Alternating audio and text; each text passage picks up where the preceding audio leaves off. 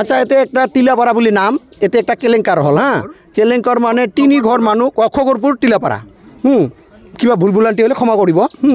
এতে 3টা পৰিয়াল তাক মানে উচিত কৰিব।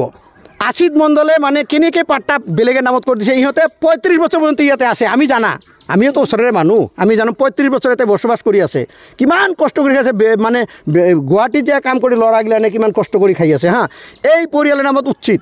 আশিত মণ্ডলে এইগিলান কৰছে। আশিত মণ্ডলক হেমন্ত ছাৰ যদি পাৰে আশিস মণ্ডলক ইনকোয়ারি করক। আশিস মণ্ডল আমার ইমান হাজার হাজার মানুষ এই যে কি কয় বসুন্ধরার নাম দিছে, হাজার হাজার মানুষ বসুন্ধরার নাম উঠা নাই। কিমান মানুষ আছে আধা বিঘা 1 বিঘা মাটি ওকে বসুন্ধরার নুঠে, নাম কাটা গেছে, ভুল হয়েছে, কিবা হয়েছে।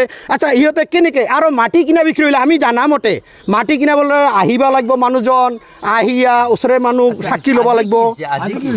আজি মানে এই যে আশিত মণ্ডল ইয়াতে আইছিল আৰু পুলিচ বাহিনীও আইছিল, মানে উচিত কৰিব, প্ৰশাসনেও আইছিল, প্ৰশাসনক লৈ আহিছে সিহঁতে। হ্যাঁ, আশিত মণ্ডলক মানে আমি মানে খেদি দিছোঁ। রাইজে মানে রাইজে ধর 5,000 মান মানুষ ওলাইছে। ওলাইয়া মানে হ্যাঁ পরিয়ালকেটার নামটা মুইও ইমান, সঞ্জয় বর্মন, সঞ্জয় রাভাটা হয়ে আছে বর্মন, আর একটা বা কি নাম বিপিন বর্মন আর মুকুল বর্মন, এই 3 ঘরের নামত মানে উচ্ছিদ আইছে। হ্যাঁ, আমি তো হতাশ হয়ে গেছি একদম ইমান উচ্ছিদ আহাতে।